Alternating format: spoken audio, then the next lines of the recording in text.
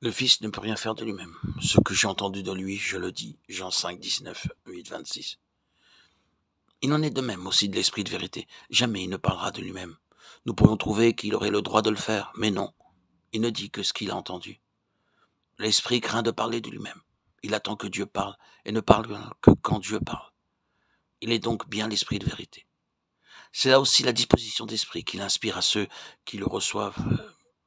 Il les rend dociles de cette douce et prompte docilité qui distingue les pauvres en esprit, ceux qui ont le cœur brisé, tous ceux qui ont compris que leur propre sagesse et tous ces efforts pour saisir la vérité divine ne vaut pas mieux que leur propre justice, mais que Christ doit subvenir à l'une et à l'autre et que l'Esprit de Christ peut seul être en eux l'Esprit de vérité.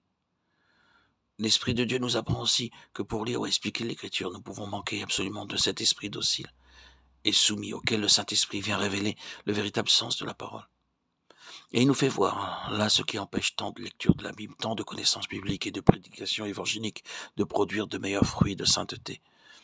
L'Écriture reste sans action parce qu'on l'étudie avec une sagesse qui ne vient pas d'en haut, sans demander et recevoir la sagesse de Dieu.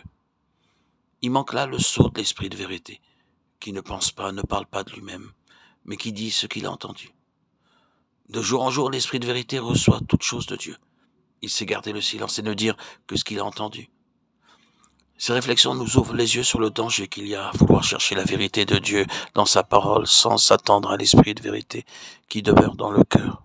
L'ancien tentateur du paradis terrestre rôde toujours autour de chacun de nous. Et encore à présent, la soif de connaissance et la tentation qu'il emploie avec succès. Combien de chrétiens pourraient nous dire que leur connaissance des vérités divines ne produit guère de résultats en eux, que leur science laisse sans force de résistance en face du monde et du péché, qu'ils ne savent que peu de choses de la lumière, de la liberté, de la force et de la joie que devrait leur apporter la vérité. Il en est ainsi parce qu'ils cherchent à s'assimiler les vérités divines au moyen de la sagesse humaine, au lieu de compter sur l'esprit de vérité pour leur en donner la véritable intelligence. Que d'efforts sans résultat pour demeurer en Christ, pour marcher comme Christ, parce que la foi s'appuie sur la sagesse de l'homme plutôt que sur la puissance de Dieu. Que d'expériences d'ailleurs bénies n'ont été qu'éphémères, faute de compter sur l'esprit de vérité, qui est chargé de faire de la présence de Christ une réalité durable.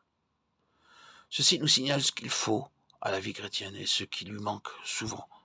Jésus a dit, si quelqu'un veut venir après moi, qu'il renonce à soi-même et qu'il me suive, Matthieu 16, 24.